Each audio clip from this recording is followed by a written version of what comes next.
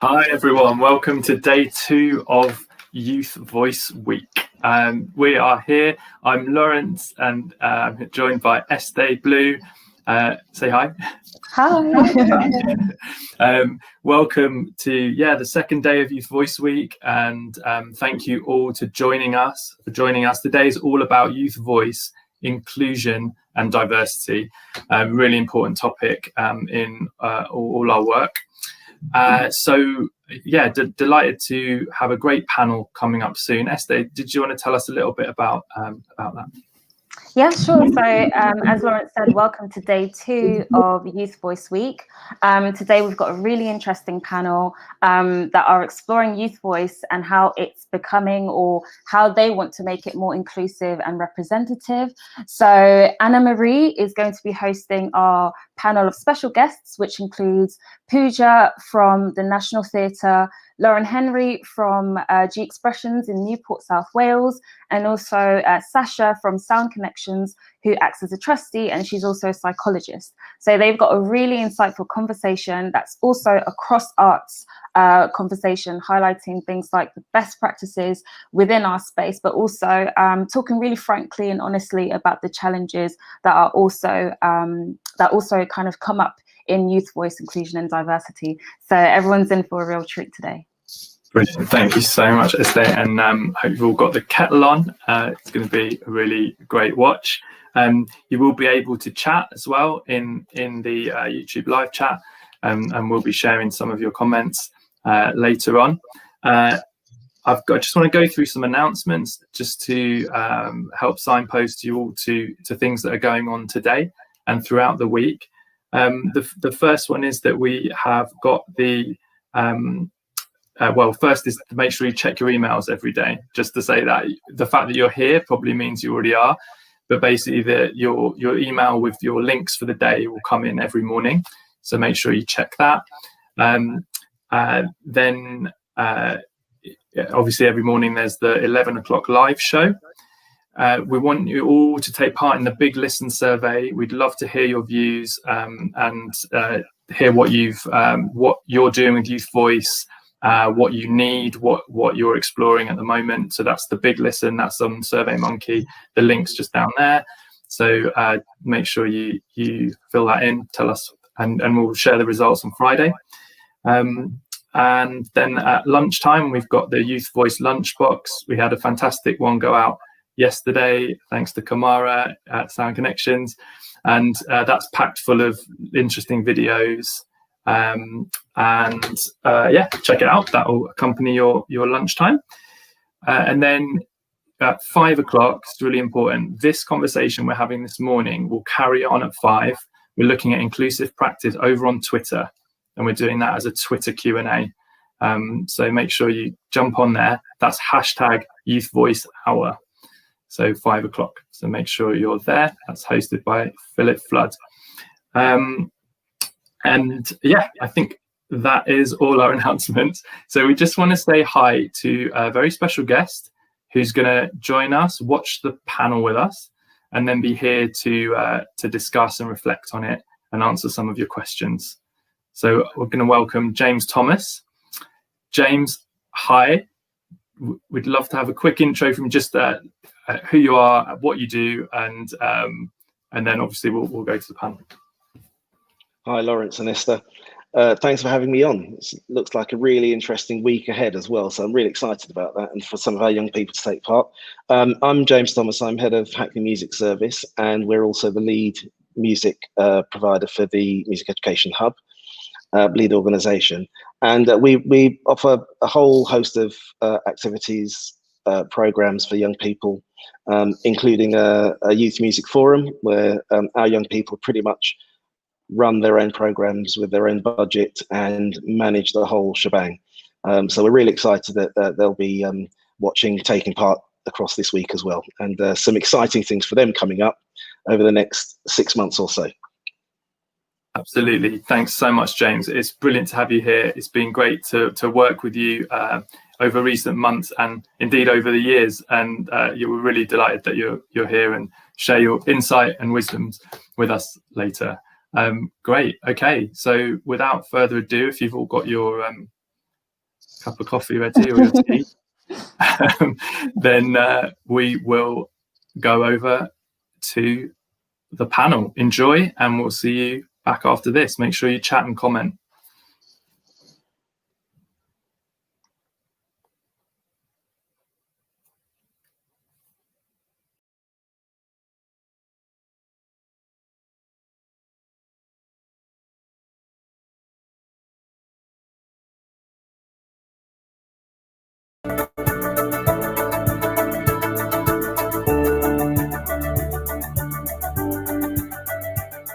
Hello everyone, today I am joined by 3 women who have very interesting stories and very interesting involvement in diversity and inclusion.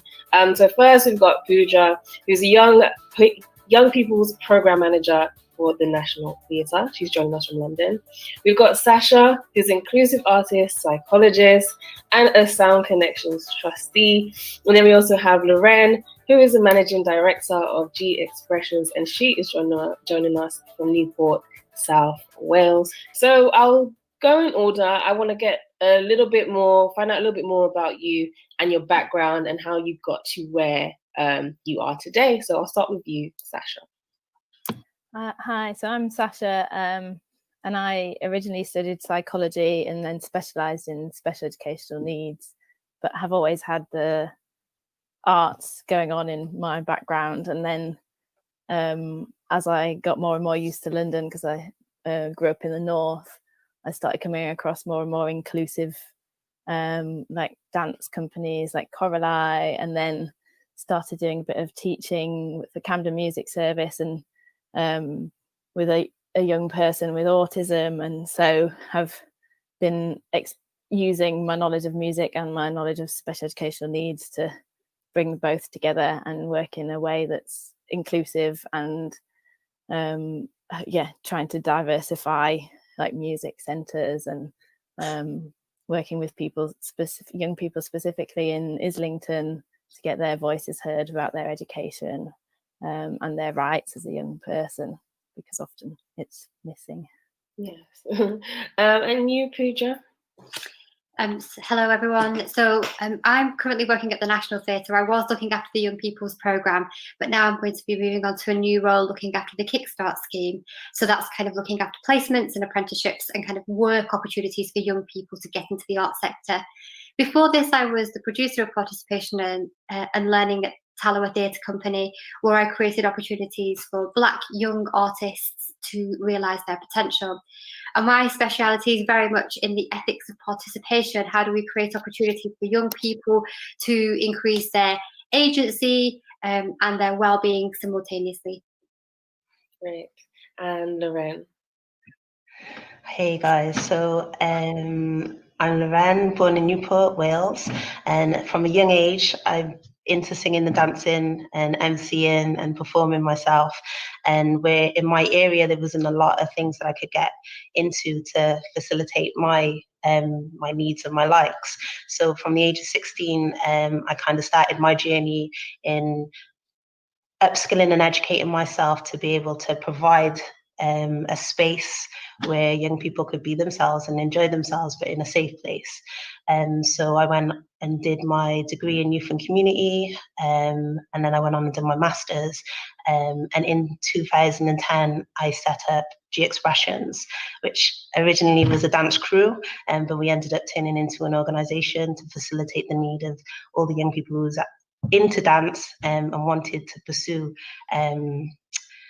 their dance career and their likes. But through that process, the organisation has grown from strength to strength. So facilitating young people to be able to access a place where they can showcase their talent. We've grown to a point where we actually deliver qualifications in dance leadership. And once they get their level 1 and their level 2, then they also be a part of all the projects that we hold. We put on, which is theatre shows, dance shows, and they get hands-on experience, but also gain the qualifications as well as teach themselves. That's great. It sounds like a lot. I'm very inspired. So you all work with young people within your organizations, but what are some of the specific things that you do that make sure that diversity and inclusion is at the forefront, or just that the young people that you work with have a place that is facilitated to cater to their needs? I'll start with you again, Sasha. So I think for me, I'm always doing my best to go in without a prejudgment. Even I like to find out a little bit about the people, young person that I'm working with, but I try not to get stuck on like the diagnosis of ADHD or autism and like pre-pigeonhole, because that is never, every single young person I meet is different. And so, yeah, having it going in sometimes with this expectation or that expectation, and you're completely like, yeah, you're kind of speechless, and then your whole plan has gone out the window. So, for example, the first time I taught one student with autism, the first lesson, which was half an hour long, we spent the whole time talking, and one of the people that organized the sessions came in at the end, and I could sort of feel this judgment of like, there was absolutely no music, what's going on? But I realized afterwards that that's totally what that young person needed to find out why his previous lessons hadn't gone well, what he wanted to learn, what he wanted to do next. And so that then the next 20 sessions that we had, he wanted to come and wanted to be there and wanted to learn and wanted to progress. So I think it's about being open-minded and not pigeonholing young people, and remembering that they have amazing opinions and ideas. And well, for me specifically, a diagnosis is not who they are. It's just something that they're working with as well, like everybody else. And so to not let that be the thing that defines who they are, but it's just a part of what makes them unique. I like that. Pooja, how about you?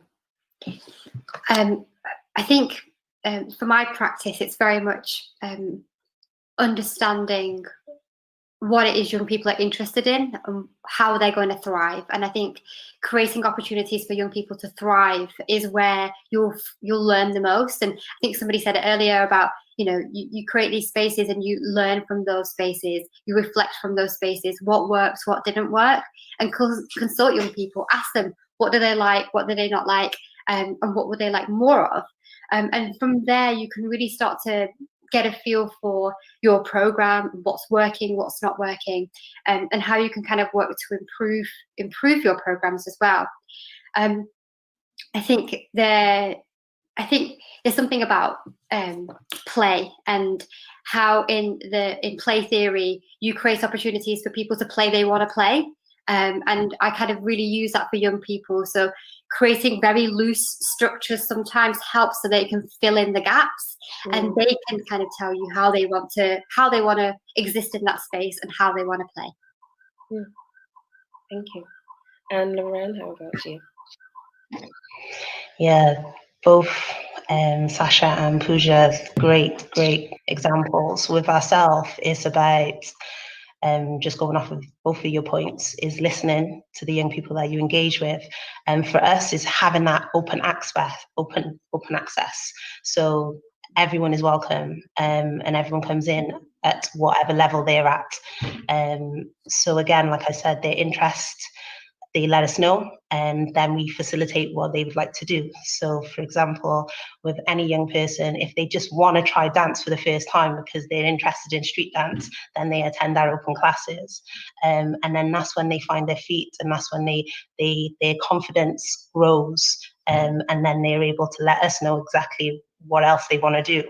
So by us being able to facilitate that initial meet, with all of the other stuff that we have in the background, so the shows coming up, or maybe just working towards a performance, then the young people then will let us know, okay, right, I've got that day, and they've done a performance, their confidence has grown, they're like, oh, do you know what, I wouldn't mind actually teaching. So then we have that option of jumping on our courses, which is a level 1 course, and then they complete the level 1 course and their confidence grows there, and then they're like facilitating alongside our tutors, and then that's when we actually can we start doing the facilitation aspects, because within that process, we're also showing them then the soft skills of, okay, to be able to run a successful class, it is about the registers, it is about your risk assessment. So the hard, meaty stuff comes in, but because they enjoy it, they're absorbing that and they're taking it on.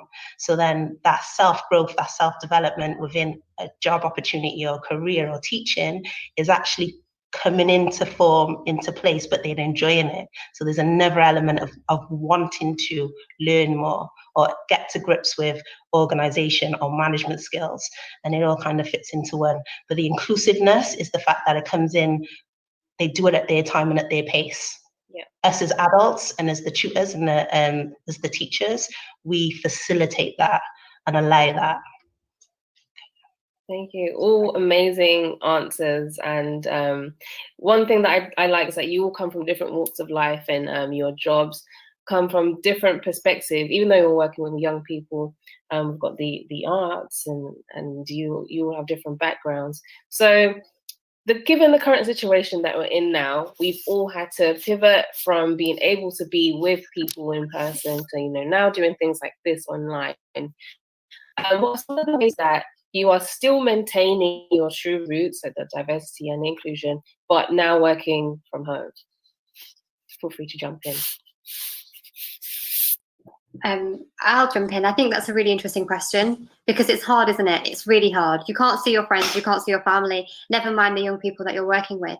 I think from my perspective, it's very much about understanding what's going on in different spheres. So kind of what's going on in the social sphere, what's going on in the education sphere, and what's going on in the tech sphere. So, reading up in the news about what's happening with the education system, what they're thinking about GCSEs and applications to university, etc.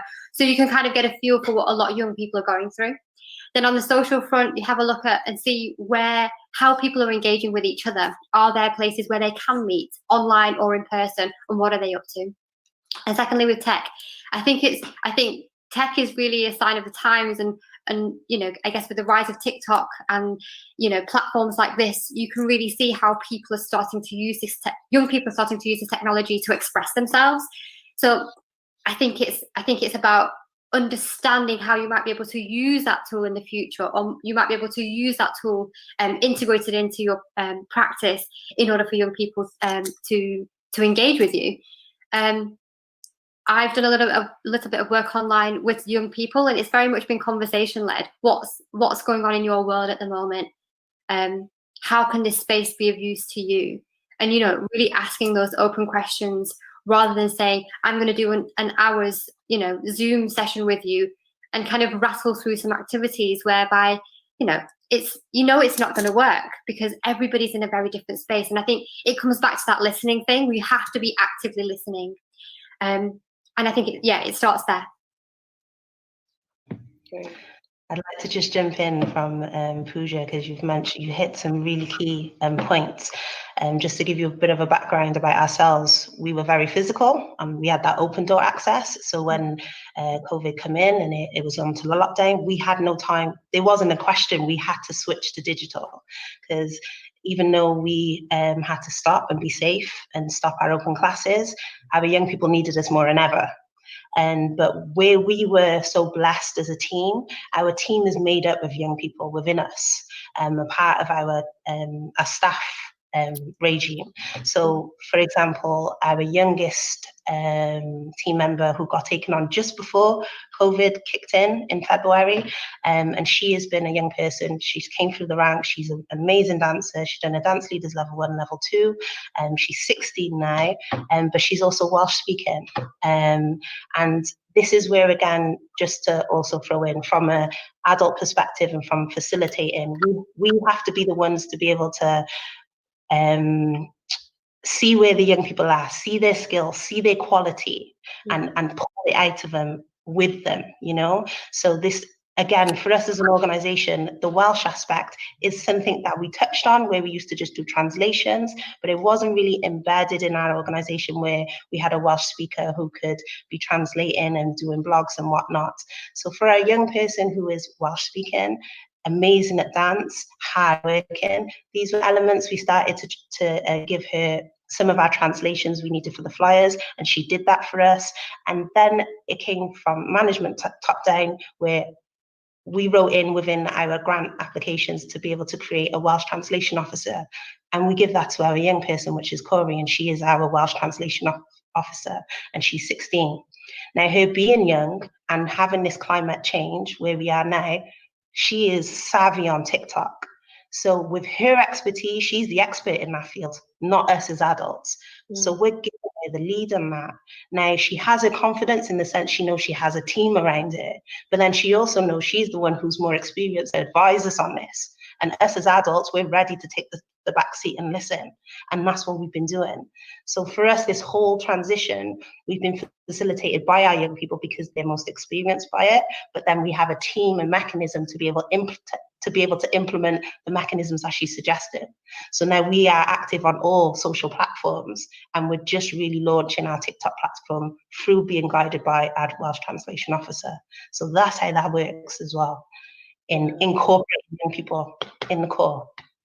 Wow, I really like that. I love that she's 16 and she's leading it. That's great. How about you, Sasha? How have you managed to pivot? It's been really fascinating for me to start using Zoom with young people, especially with special educational needs. And part of it was that there could be a technological challenge, because although it sort of seems easy for some people, it's massively complex and challenging for others. So I think the initial stages were how do I help or get the parents to help with them to be able to access Zoom in the first place? Or we even had to try Microsoft Teams at one point when we had them with all the issues with Zoom bombing. So getting around that meant that there was this distance that I was really trying to close as quickly as possible. And then so that was the first bit. And once we kind of got over that hill, Zoom became a really brilliant way to connect. And where I'd only been able to meet young people once a month, I was able to do it almost every single week, and need slightly less support because there isn't all the like behavioral management and things like that. So, and there's also with Zoom, you can have your camera switched on or you can have your camera switched off. You can type if you don't want to speak. And so in a way it made my sessions much more accessible, because I didn't need to see faces. I mean, it's really lovely when you do, but if you're not in the position where you feel comfortable to show your camera or to speak, they can still see me and they can still hear me, and then people can communicate in a way that works for them. So I found that really, I never would have thought of it, but then because I was forced into it, it became something that sort of grew and thrived. I also found that doing like one-to-one sessions with young people that are trying to get to grips with London transport and wanting to be independent but needing to rely on parents to drop them off, that Zoom gave them extra confidence and extra independence because they had a mobile phone or a computer that was theirs and they could access it, like especially after a few times by themselves without needing to ask a parent or a guardian for help. And so in many ways, I mean, we totally miss the physical connection and the physical space that we get to share, but it's also brought this whole new opportunity of ways that people that maybe are more isolated can actually become less isolated than they would have been in a world that is just so reliant on meeting people in person. So I found that really amazing. Great. One thing that I've noticed you've all touched on is that you mentioned that the young person's needs, and what do they need, what do they want, is at the forefront of everything. Like in order to be able to adapt to them and work with them, you really pay attention to where their skills are and what they want as a young person. So I want to talk about, what do you think great consultation and listening looks like when you're working with a diverse group of young people? How do you listen to them? What does that look like in an organization? That's a really interesting question, because I think there's the institution and there's you, the artist or the practitioner. I'd like to use an example which kind of, I guess, builds on the point that Sasha and Loren have already made, which is about kind of the variety that technology offers and the accessibility of that as well. So as an example, I was working with a group of young people, and we used the whiteboard functionality on Zoom. And the first thing I said was, we're going to use this functionality and we're going to create a spider diagram to, make loads of suggestions about a particular topic. And there was lots of hesitation. And the reason why there was hesitation is because young people haven't used that function before. So there's a little bit of unfamiliarity with what it is, how it works, and who can see it. So the second time the sessions come around, I've decided I'm going to use a slightly different approach. This time, I'm going to use a whiteboard functionality, and everybody can just dump whatever they want in there, just to have a play. How does it work? What can you do? You can draw, you can text, you can draw shapes. And once young people have built a familiarity with the function itself, when we then moved on to doing the spider diagram, they were far more open to sharing. And I think there's something in that. I think there's something about letting young people have a go first. What works? How do they want to fit into it? And then giving them something more specific to respond to. And I think this translates into this consultation and listening sphere as well, because it's about understanding how people want to communicate, how young people want to communicate, of how they feel comfortable communicating, and then giving them something more specific to kind of, I guess, group around. I like that answer. Sasha, Loren? Oh, Loren, you're muted. Loren, you're on mute. Sorry, my bad. Let's start it again. Yeah, I just want to say that was a great point. And yeah, it is. There's you've got to be open to try different things, especially with young people. And again, it's confidence. Coming from my background, again, like I said, youth work, it's about relationship building. So again, across the team, with any young person, you meet a young person, people just connect. So if they gravitate to you, then that person would lead on it more so from the team. Yeah. But to connect it to technology, just an example that works well for us with young people, we're using this WhatsApp group type of thing. But just to give the example of in their time is the fact, like, we always throw out an opportunity. So for example, us building up our our TikTok stuff, and his trials and his trends, and we'll throw out and we're like, guys, you can take over our platform for an hour, just throw your stuff in the group and let us know. Now there's a group of 25, but there's a couple of youth workers within that group, and say 3 of us. No one will post in the group because everyone can see, but a few of the young people would send videos to 1 or 2 of us as the youth workers privately. So then by the time they sent it to us and they kind of want to get our feedback on it, and then we would say, are you happy for us to post that in the group? They were like, yeah, okay, then cool. So once we posted that in the group, and then us as youth workers would be like, great, Samantha just sent this her trend in. It's absolutely amazing, guys. Can you share this? It's going to be on our thing. And then everyone pitches in. The one's done it. The next person who sent it to the other youth worker, we drop that into the group. Then their confidence is slowly building. Once a couple of them has happened, then they started to put their own videos within the group. So this is where I say I can't emphasize the importance of allowing them to do it in their time, because it's important that their confidence comes through and they do it themselves.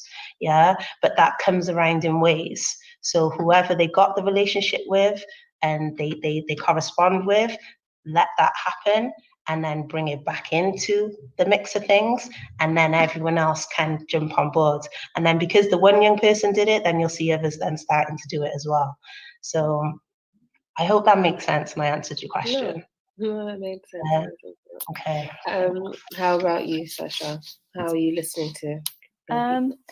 So I think it's really important, because what sometimes happens is you get this, you do a application and part of it's got consultation in. So you create this event that's consultation for young people, and then nobody shows up, or one person shows up, and so then you don't have a rounded opinion at all about the work that you're doing or anything, but also there's no buy-in and no understanding of why it is that we actually really want the young person's voice and what we want to hear from them. So I think it like Loren says, it has to be embedded. You have to create the relationship first, and until there's that trust, then why would anybody even have any feedback to give you? There's nothing to feedback from or about. So I think it's totally about embedding this consultation over longer periods of time, and even if it's 5 minutes feedback towards the end of a session, that then you follow by another fun exercise, so it doesn't feel like it's feedback. Because of course, like even when we get asked to fill out feedback at the end of something, who spends 20 minutes doing it properly, and who just wants to leave the room or leave the virtual space?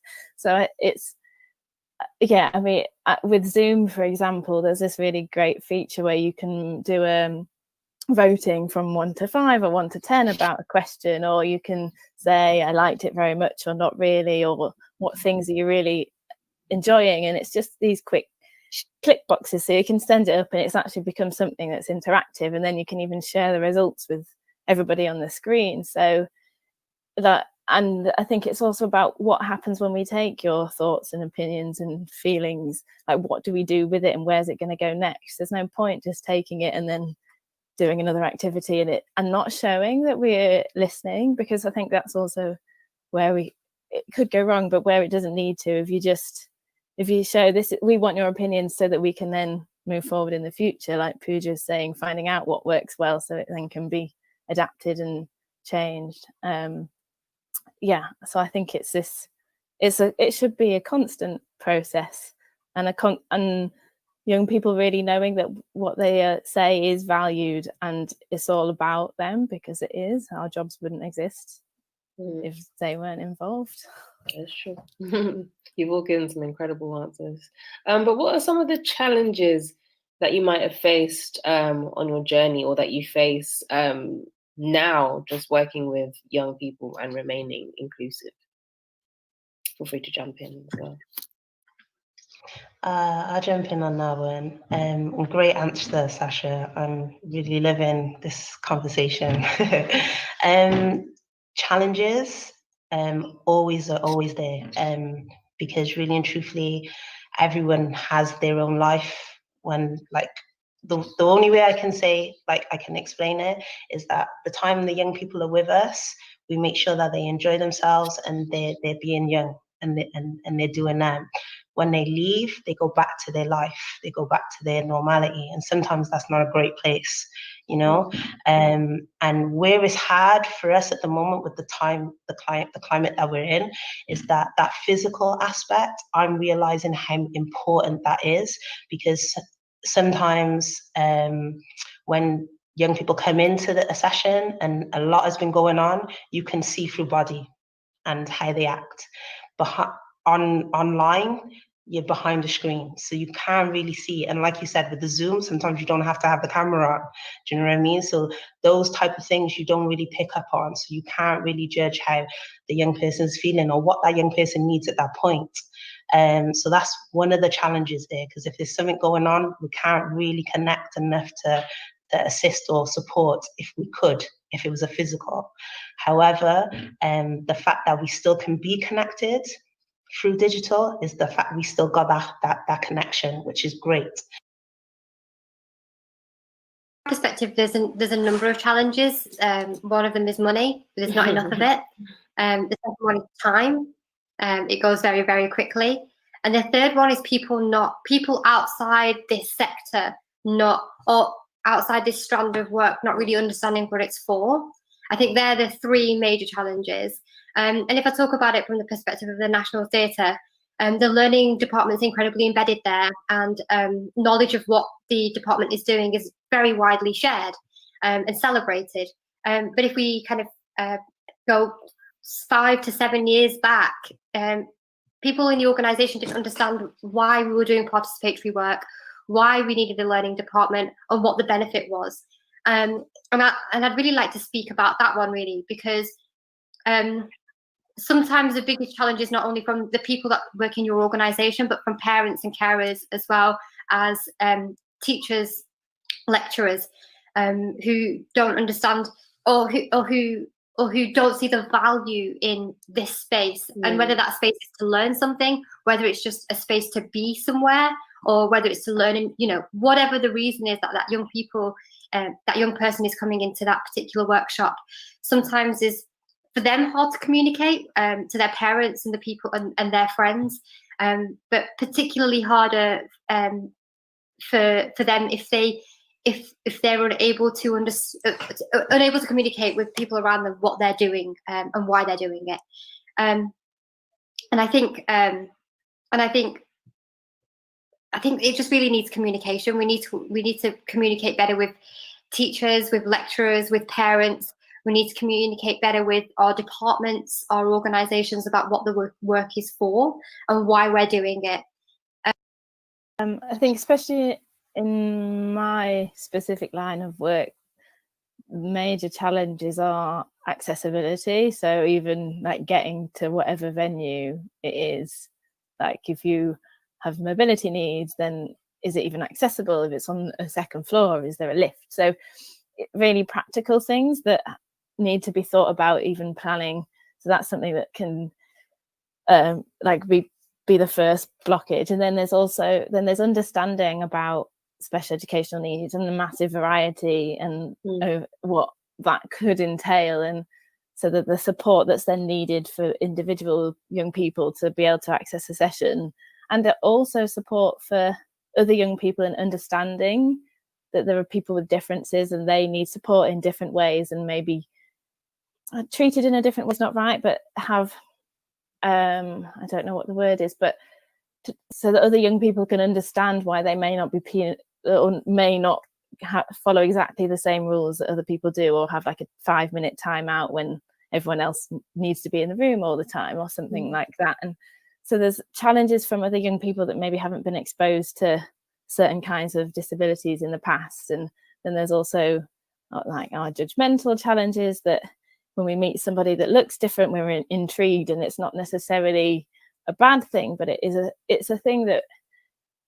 if you are different, you notice it. You notice people looking at you more, or you notice people treating you differently, whether people are intended to or not. It's something that's there. And so being brave enough to cross that barrier as a young person with a special educational need is yet another step, or another slope up that everyone's trying to learn how to manage and deal with it, and want it to be accessible. But also not putting a person in a place that is said it's accessible, and actually you end up having to sit on the side, even though supposedly it's a thing that is accessible.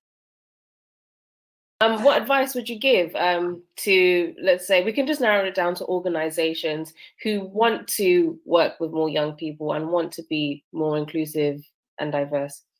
What advice would you give? I'd say don't be too strict or too sure about what it is you want to achieve. Give space, leave space for things to be realized, for things to come up. I mean, on a really practical level, I think organizations need to do unconscious bias training, anti-racism training, allyship training, just like we do safeguarding training, just like we do risk health and safety training. I think that needs to be absolutely embedded in each organization, because only then will we be able to understand what our unconscious biases are and how they manifest and how they prevent young people from getting involved. And I think, so kind of looser structures. So don't be so sure about what you want to achieve. Be really open. Get some training. Get some real proper training. Also, youth practice training. I know there's stuff around. Get some of that stuff. I think as well, build a team who are genuinely invested in working with young people. Don't just assign somebody to the role because they've been there for 10 years. I think you have to really, really find somebody who's going to get along with people, with young people, who's going to understand where they're coming from, and is going to be open and not be, I guess, hierarchical, or is not going to act as the teacher or the adult in the room. It has to be somebody that young people feel comfortable in a space with. Great answer. Loren? Totally agree with everything you said there. Said it all, really. Nah, yeah. Again, they have to allow room for young people to come in and do things their way. So yeah, you need to be willing to bring young people onto your management team and be a part of those decision-making processes. It's important. You have to include them. You have to give them that responsibility. You have to give them that power, hand it over. Do you understand what I'm saying? And allow them to learn. Learning through experience is key. That's how we all learn. We were all young once. That's another thing with adults. They forget that we were young. They were young and what they did. Don't forget that. Remember that and just hold that and allow a young person to be able to do things their way, but with support. Take that supportive role. Yeah. And again, as we know as adults, you learn the most from your mistakes.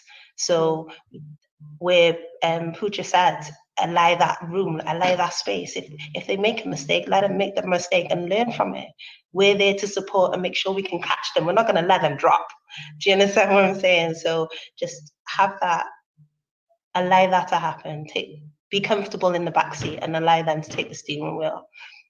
Because again, you still have all the knowledge and the expertise, but you also want to build them up well, to give them the tools to be able to do for themselves. We can't be holding their hands, and that we have to, as adults, have that in our minds as well. Great answer. That's great. Sasha?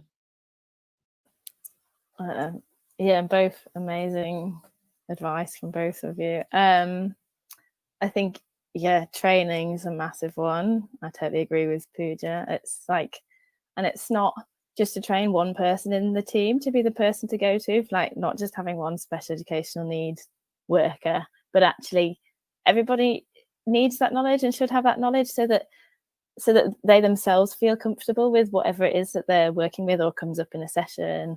I'd totally add mental health awareness training, like physical first aid, mental health first aid.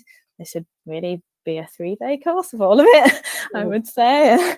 They're just as important as each other. So that for every organisation. What else? I think, yeah, being totally open, being completely open to curveballs in sessions. Like I've often had a whole hour session sort of semi-planned out, and then instead I was being taught by a young person how to use coding on a computer. So we went from doing dance and a bit of music and a bit of hangman to me being taught by a young person. So I think, yeah, especially now we're using technology, let the young people take over and teach us something, because they pick it up so quickly. I've learned so much more from them about Zoom than I think I could have ever taught them. So yeah, and I think as soon as possible, giving the young people their ownership in what it is that we're facilitating, so it belongs to them, because it does and it should do. So if it's just like a little warm up at the beginning, or even getting them to plan a whole session to facilitate in a couple of weeks, if they're invested in it, they're going to show up much more and be much more involved when they do. Great. Absolutely amazing answers, ladies. Thank you all so much for joining me today. This has been a very insightful conversation, and I hope everyone goes away with some great advice and can hopefully change organizations and spaces for young people in the future. So thank you so much for joining me. Thank you. Thank you. Thank you for having us. It's been lovely.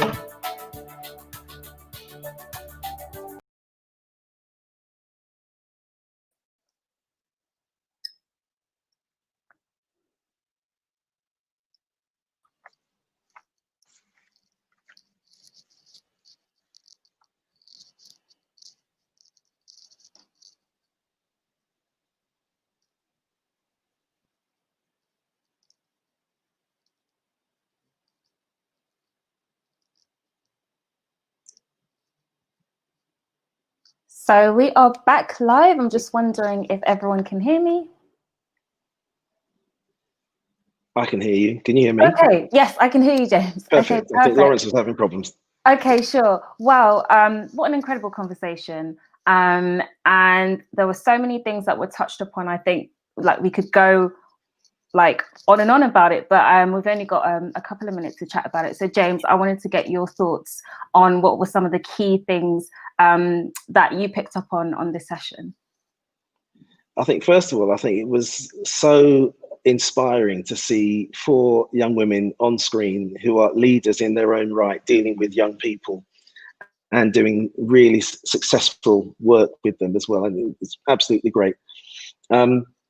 I think what really came through was that it was all about young people at the heart of everything that they do, and that they have to be really invested in the development of young people, because they are, of course, going to be they are the future. You know, yes.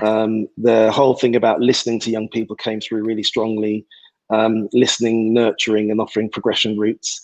I love that Loren, who's running the dance thing, talks about having an open and access environment, open access environment for anybody, all's welcome. And then she said it's a place where they can all find their feet, which I thought was really funny, being a dancer, coming from a dancer. Good pun. I think that they're doing some amazing work out there, and that young people are the experts. I think it was Loren who said that, we really do need to listen to what young people want, because they are the experts. And that they have facilitated a lot of learning for the leaders as well, which is great. Another thing that came through was around the curiosity element of it, and young people are curious. People are curious. If it was, I think it was Sasha who talked a bit about that. People are naturally curious, and they will look at you if they see somebody who doesn't look like them. They're curious and they'll look. It reminded me of a time when I was involved in I was touring with a dance company. We were in Devon some years ago, and I was one of 2 black people in this company. We stayed at someone's house who I think was the dance officer for Devon at the time, and her children had never seen black people in the flesh before. So they were, touching our hair and asking lots of questions, and we didn't take offense, because it was natural curiosity from that child. It felt a bit strange, but we didn't take offense. But I think that's really important to realize that we are all different, and I think there is strength in difference, and lots of the young women on screen today talked about that. Absolutely, and you touched on some great points about curiosity and also access, making sure that I think it was Loren who talked about making sure you kind of meet young people where they are. Everyone has kind of like a different idea of what progression looks like to them, but just allow for there to be some space where they can find their feet. So that was brilliant. Lawrence, I wondered if you had... Yes, we can hear you. Okay, I'm back.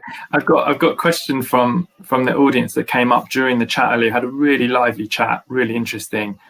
And it's a question from Liz Bennett, and I wonder, James, about your perspective on this one. She asked earlier, how do we ensure input across the class system from underrepresented or marginalized groups? For example, Gypsy, Roma, traveller groups, especially if we're trying to do some kind of consultation. So how, I'm thinking about you're part of you run a music service, you're, part of a structure there, and I wonder how you tackle this one. Well, we haven't had a great deal to do specifically with those communities that she's mentioning, but I think one of the important things is to be open-minded and do your research, do the outreach, get to know people who are from that community, because unless you can find a way in to people from particular communities and develop a relationship. I mean, the young women on screen talked about relationships being key. I think that's so important. You develop a relationship and develop a sense of trust, so that they understand that actually what you're not dictating what they should be doing. You're asking them to contribute and make even stronger the offer that you have. And the more we do that, the more we can learn from other communities. Music is such a powerful thing for learning about our lives and the context and the social context in particular in which we live. And we could learn so much about different people from different cultural backgrounds through that. So I think, firstly, yeah, definitely to find out, find a decent way, a good way in with a local authority. I work within a local authority, and we do actually have a department who do work with the traveller and gypsy and Roma community. So, there have been music projects in the past with people from that community, and it's about then finding ways of maintaining those relationships when there's so much going on for people in their lives. One of the comments that I think it was again Loren that said that young people come to your activity and they're with you for a short time. You don't know what's going on in their lives. This is a bit of escapism for them. So find ways of ensuring that they have a really good time, they enjoy it, because you don't know what they're going back to. I think that's so important, that we've all got to be open-minded and be accessible. Thank you, James. It's so great to get your insight on that. And as you very rightly say, it's not, it doesn't have to be specifically a certain group. These principles really apply broadly to representation. That's great. And then another great question I had earlier was about how we support young people from transitioning from being participant to being a leader, specifically with reference to Loren's group, G Expressions in Newport, South Wales. And I can answer a little bit on that because I work very closely with Loren and have done for a number of years. So it's really fantastic what they do. Young people come for various reasons to the group. Might be to dance, it might be to organize events. There's all sorts of ways in. Loren actually runs two organizations, or another one called Urban Circle, which works cross art. So she does dance, she does other art forms. They come for various reasons, and what's fantastic is they're welcomed in, they're given lots of training and skills development alongside all the fun stuff as well. And so they are the team is made of participants anyway. It's sort of one continuous flow through. And really crucially, I think they've actually offered I think it's one of the only dance leadership qualifications. It's like a dance leading and youth work combined leadership kind of qualification, which they've developed with sports leaders. So they've even found a way to accredit it, and it's still fun, which I think is absolutely brilliant. So I think sometimes it is about really structured pathways. But what's brilliant about what they've done is you don't even know you're on a structured pathway. And before you know it, you're running the organization. And that's genuinely how natural it is with those guys. It's absolutely incredible. Recommend going to Newport when it's all over and checking it out. A great model. It chimes with the way we run our youth music forum. Yes, could you tell us more, James, about that? Yeah, so our young people, again, they get the opportunity to develop music leadership skills, looking at budgets, managing people, negotiating with contractors, curation, booking teams, and so on. And they actually run their events themselves. They do all the publicity and marketing, organize the schedules. With very, of course, we support them, but they're very much in the driving seat, and they have a budget which they decide on how they want to spend that money. And it's a fantastic foundation for young people who want to kind of move into the sector as a going concern. It's they want to actually have a career in the arts, and I think it's a really strong start for them. Absolutely. And it's worth saying, James, isn't it? This has been a 7 year maybe. Yeah, 2013 we started. So January 2013 we started our Youth Music Forum, and we've seen through a few generations of young people who have gone on to do some brilliant things. Whether they've gone to into work, gone and take on apprenticeships, or gone to university or music conservatoire, who are now being booked by some of our current young people to come and perform at their events, which is fantastic. And, you know, ideally for us, we set up a system whereby young people end up running, you know, large aspects of the provision that we offer, because it is essentially by them for them, and that's what it should be. Absolutely. Amazing. Absolutely. I just wanted to pick up on something as well, that this was kind of like a long process. This was something that has been going on for a couple of years. I know with Sound Connections, we're kind of like 10 years into youth participation, and I think it's really good for other organizations watching to kind of get a sense that it's not something that will happen straight away or immediately. It's something that's going to take time, it's going to take investment, and we're still learning. So I think it's brilliant, James, that you mentioned that. That's such an important point. Long journey. Yeah. Absolutely. And one that we're all on together, has to be said. That's why we're doing this. That's what Youth Voice Week is about. So that's brilliant. And I think we've got one more, I think a comment, which is maybe going to come up on screen. The team tell me. So we can see it. Here we go. There's some music masters who do some fantastic youth voice work in London. I'd add in the organisation obligation through policy making. We've just put in place our first youth and child voice policy, which holds our teams and stakeholders accountable. This is such an important point. We use a very useful model in some of our training called Pathways to Participation, which is from Harry Shearer. It was created in the early noughties. And they talk about that embedding youth voice as you go along. As we're saying, it's a long journey, and as you go along, you can start to really embed it in your organizational processes as well. So what starts as project work can then turn into policy later. And of course, what that means is it's there for the long term then. I wonder, James, any reflections on that, on how you've been able to incorporate it into your inclusion policies, or and how that works for you? I think the whole thing about embedding the work is really crucial, and different ways you can embed it in different ways. We've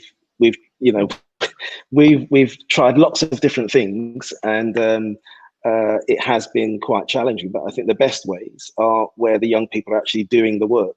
If you're wanting to know about music, the best thing you can do is actually engage in the act of making music. If you're wanting to know about how you put on and run events, the best thing you can do is to get involved in the act of running those events behind the scenes, and understanding all the political things that you've got to kind of get involved with as well, political with a small p. I think that's crucial. So for us, it's about certainly saying that young people are at the heart of what we do. We do need to consult them on everything we do. For us, again, it's about making sure that they have not just a voice, but the ability to take action on what they want to do. And we give them space to do that. So, we're, as Lawrence will know, we're in the process of setting up a more formal structure for our young people, which will enable them to essentially run their own business and support the work that we do. So, some exciting times ahead. Absolutely, it's fantastic and very forward thinking. I think it's great to see a music service, a music hub working in that way. We're very excited to see what happens next. James, thank you so much for joining us. It's great to have your perspective. Thanks, thank you. And thank you. We will look forward to seeing you later on in Youth Voice Week, and hopefully meeting your young people as well along the way. It's been great watching the video and being part of this discussion. I think Youth Voice Week is a fantastic initiative. I hope it becomes an annual thing, and not just a one-off, because it has real potential to grow. So thanks very much for involving Hackney. Thank you so much. Thank you so much, James. Really appreciate that. Thank you. So Esther, we are at the end. Yes, we are. How you feeling? Feeling really good. I think it was so lovely to hear so many different perspectives, and James made some incredible key points. It was great to see the comments from the audience as well about kind of how we take this forward, how we embed it, but also understanding that this is a journey, you know, a journey that we're all on. And it's been great that this week can facilitate these kinds of discussion. And yeah, it's a thumbs up from me. Oh, great. That's brilliant. Absolutely. It's what Youth Voice Week's all about. I think we've got some final announcements or reminders, let's say, for later, which the team will queue up. But the most important thing is that this conversation, we'd like it to carry on later. So what we've done is we're doing Youth Voice Hour at 5 p.m. and we're going to talk about inclusive practice. And actually, there were a few questions in the chat earlier about, you know, what's best to go to for different things. So someone asked as a teacher what was best to go to. I'd say this conversation will be a great place to meet people from across all aspects of the sector. There's a lot of music organisations involved in this chat, but it's not just music. It's going to be from all across the sector. And I think a great chance just to unpick some of this. And we're going to be releasing some questions and all chatting simultaneously on Twitter. So I think that's going to be really great. So Youth Voice Hour at Sound Connections. So yeah, do come back at 5. There's all sorts happening today. We've got the lunchbox at 1 p.m. But also don't forget the survey. Yeah, there's the lunchbox. And don't forget the Big Listen survey. The link is down there. And fill that in. Tell us what you think. Tell us what you need. If you are, you know, let's say you are working with certain underrepresented groups, or you're in a formal setting and you're looking to expand what you're doing with Youth Voice, tell us, because we want to know who's out there and what you need. Great. I think that's everything. I think that is everything, Lawrence. But yeah, we've got a jam-packed day ahead, so the conversation definitely doesn't stop here. Like, let's meet up at 5 again to chat about this, because there were so many good points. Totally. And we'll be back tomorrow at 11 o'clock, and we'll be talking about youth governance, which I'm really excited about. And Esther, this is your area, so yeah. I'm excited to hear, and a fantastic panel coming up tomorrow as well, with some special guests from around the country and across the world. Yeah, super excited to have got involved in this chat as well.